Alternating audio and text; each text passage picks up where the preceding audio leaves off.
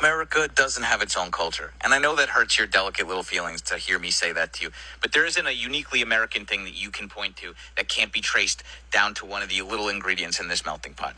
Jazz, for instance, is a uniquely American art form that comes from the black community. Black American culture is American culture.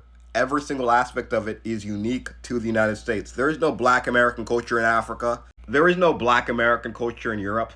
Same thing with Italian Americans and all these other groups of hyphenated Americans. When German Americans came to the United States, they were eating this disgusting hamburger. But they turned it into something that was uniquely American and uniquely fit for American consumption. Many aspects of American culture didn't really come from anywhere. They were just born out of American culture, such as tailgating, such as prom king and queen and court warming king and queen. Now, I think America is a melting pot, but it shouldn't willy-nilly allow every single cultural practice to be practiced inside of America. And we have never allowed that. America does have some sort of xenophobia like every nation because there's a unique American culture. And some cultural practices Americans will scoff at. For example, if you see somebody walking down the street with 4 wives, something in you is going to be like, that is not America. That's not the culture we like here. That should not be allowed. Same with child marriage and a lot of other cultural practices that may be common around the world. Simultaneously, though, America will adopt certain customs from other cultures, such as food, and create something new that is uniquely American.